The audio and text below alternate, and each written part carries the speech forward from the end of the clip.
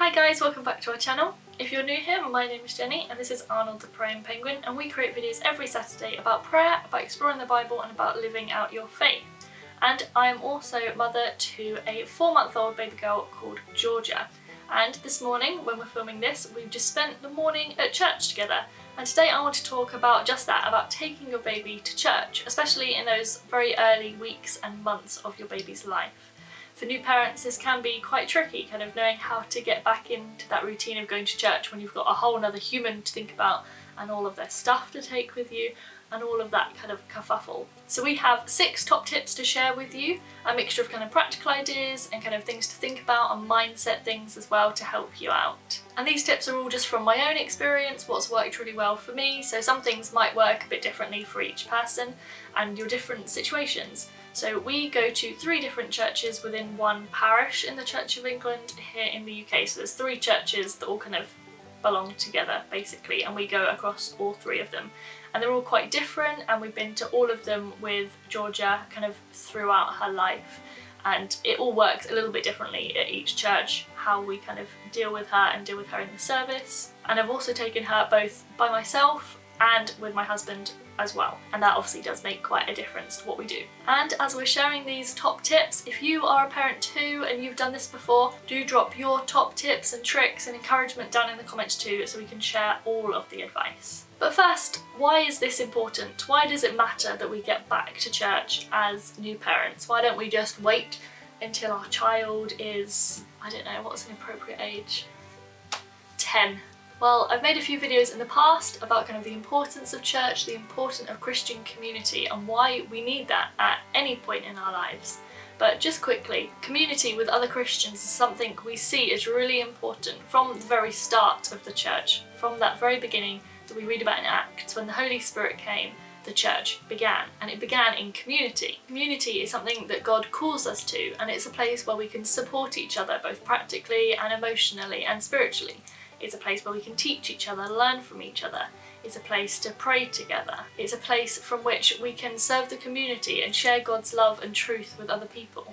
And especially as a new parent, the church is really important because it's a family of people, hopefully, that want to support you, want to be part of your baby's life, want to get to know them, want to support them in their faith as well as you, and also keep pointing you back to God throughout the kind of chaos of newborn and baby life. So our first tip is to get comfortable with the building and with the physical space that your church meets in. This is obviously a lot easier if it's a church that you've been going to for a long time and you already know the building, you know where everything is, you know who you can talk to find out things, you know where you can change your baby, where you can feed your baby, all of that kind of stuff.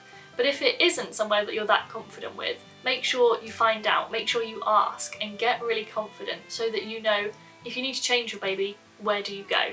If you need to feed your baby, where is kind of appropriate. And that's not saying that there's like a designated space for you to change your baby, it's just saying where do you think is most appropriate and most comfortable for you to feed your baby.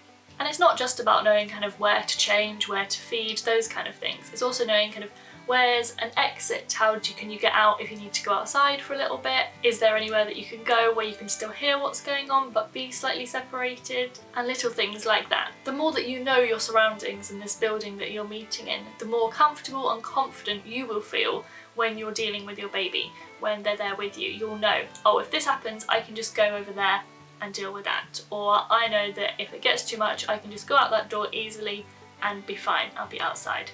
Our second tip is to recognise what you're gaining. It can be really easy to focus on the things that you're missing out on, the things that you're not able to focus on because of your baby, the bits that maybe you missed because you had to step outside for a bit. But actually we can turn that around and make sure that we're thinking about and focusing on those things that we are gaining from being at church. Maybe it's that you got to sing one of the worship songs and you got to join in the whole way through. Maybe you heard the prayers and they were really moving. Or maybe it was just you got to have a really good conversation with someone over teas and coffees after the service. That's all part of what church is. And part of that is making the effort to stay engaged where you can. Sometimes it's not possible, sometimes you do have to put your whole attention on your baby.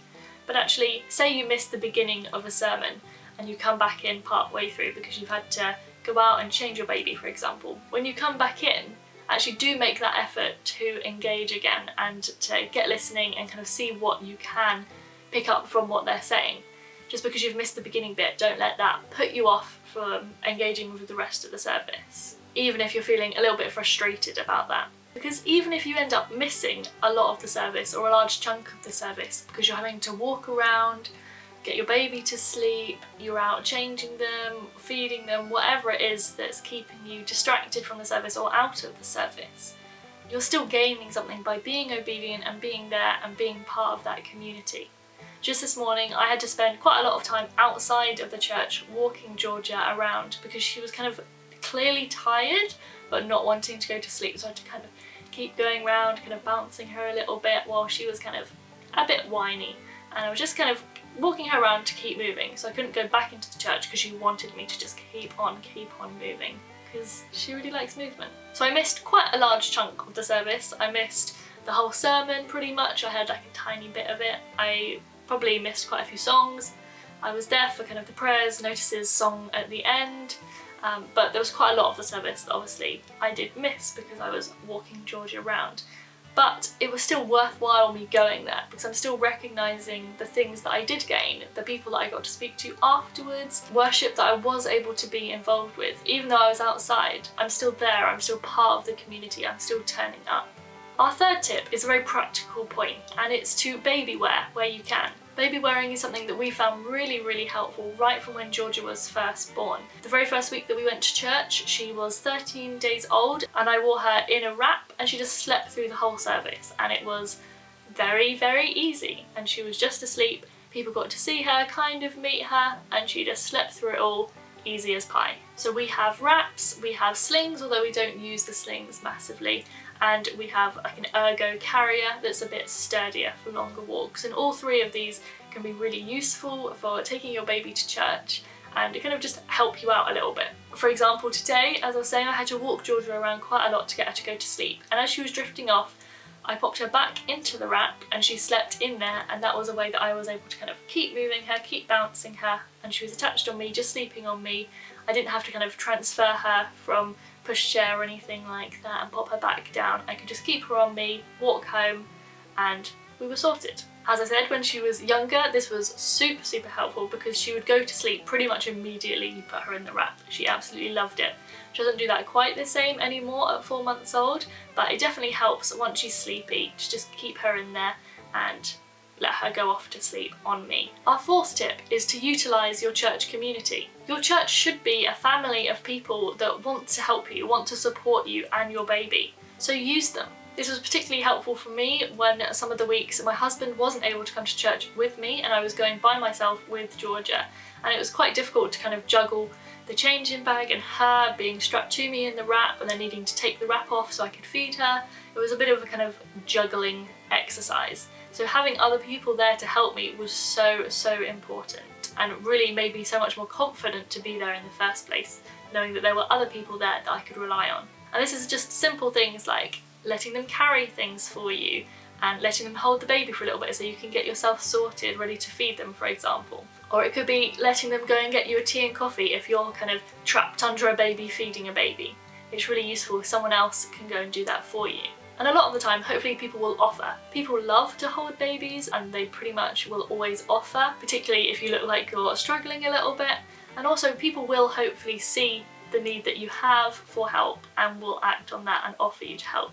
And sometimes you might just need to ask, and hopefully you're part of a community where you feel able to ask for help. And if you don't currently feel like that, maybe you can try and find a couple of people to really build that relationship with, that you feel that you can go to them for support. Maybe there are some other mums there with maybe babies the similar age or a bit older who could probably help you out. Our fifth tip is to remember why you are there.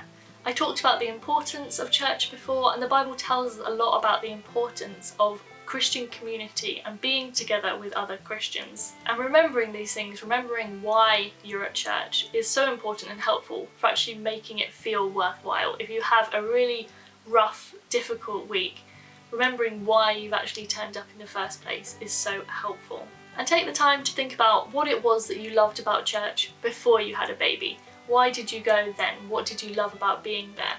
Because those things are still there. Those things haven't just vanished overnight because you had a baby. Actually, there are ways that you can still do those things and get those things from church. And as part of that, you can maybe think about what are your priorities, what are the things that you really want to be able to engage with at church. Maybe it's a different thing each week or the same thing each week, something that you really care about being able to take part in, for example. But at the same time, you might just need to adjust your expectations. It might not be that you get to engage with every single thing every single week. Some weeks might just be really difficult, and sometimes things just won't look the same as how they looked before you had a baby, because now there is a whole other human there who is relying on you and who needs you. But you can make that extra effort to really prioritise some of those things that you really care the most about and that you really want to engage with that week, whether that's joining in the sung worship and being able to do that, or whether it's the sermon and you really want to be able to listen to that and hear God's word that week. And I mentioned that things might not look the same as how they looked pre-baby, and we can often think of this as a negative thing, that it's just not as good as it was before baby. But actually take this opportunity to really make it your own. I was at one of our churches probably a month or so back now, and it was a really beautiful day, and I was mostly having to kind of walk around outside the church because Georgia, again, was tired but not going to sleep, and she was just kind of quite whiny, and every time I kind of went back inside she'd get a bit more whiny, so I'd have to kind of just keep walking around outside. But it's a very small church, this one, so just by standing in the doorway, standing just outside, I could hear perfectly everything that was going on, I could see everybody, and I still very much felt part of the service, which was brilliant. But I was able to also make the service my own. I could join in with all the songs that they were singing just by singing along outside by myself. And that was kind of an extra effort that I put in to make sure that I was still involved in the service and making it my own. And for example, she got very, very moany during the prayers, so I wasn't really able to kind of hang around in the doorway because it would have been disruptive to other people. So we went outside and kind of around the car park a little bit, and we did our own prayers. I made that effort to actually do something and be part of what was going on, but in my own way. I made it my own. I did my own prayers with Georgia and just kind of did it a little bit differently. And our sixth tip is don't expect it to look the same every single week. At this age in particular, your baby is growing and developing every single week, and it's crazy how different they can be from Sunday to Sunday. It's absolutely insane. So the same things that you do one week might not work again the next week, which can be really daunting, especially if you feel, oh, I've really nailed it. I've really managed to have a perfect week this week. Oh no, those things aren't going to work again next week. That can be really daunting, really off-putting, and it kind of makes it a constant trial and error guessing game, basically, which is what a lot of early parenthood is. But this can also actually be really reassuring. If you had a really difficult week, maybe one week, and your baby was really disruptive, loud, cried through the whole service and you missed everything, actually next week you just get to try again. And actually next week it could be a whole lot better because they'll be that whole week older, things will have changed, you don't know quite what it will look like, and you just get to try again. So I just want to encourage you, don't let a bad week put you off, because your baby is constantly growing and developing and changing, and they will get better at certain things. There'll probably be setbacks along the way, but just don't let that one bad week put you off, because I am sure that there will be much better weeks in there as well. So I just want to encourage you, if you're a new parent, you're doing a great job, and I'm sure you will not regret taking your baby to church, getting them part of that community from this really early age. It's so beneficial for you and for them and for the community that you're a part of, for you to bless them. For me, taking my baby along to church has really helped me to build relationships with other people in the church, to really feel part of that family even more than I did before. And it's helped me to appreciate church in new ways, both in the ways that the church has blessed me and also just in what I gain from going along to church and from taking Georgia along to church. But those are just our 6 top tips and tricks that we've learned in these first 4 months of Georgia's life.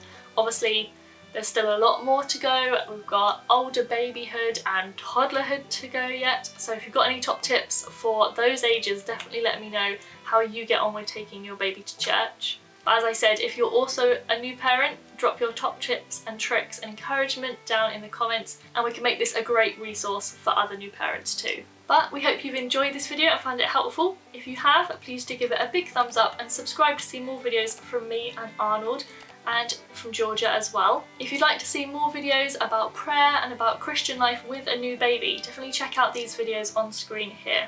But for now, we will see you next Saturday for a new video. Bye!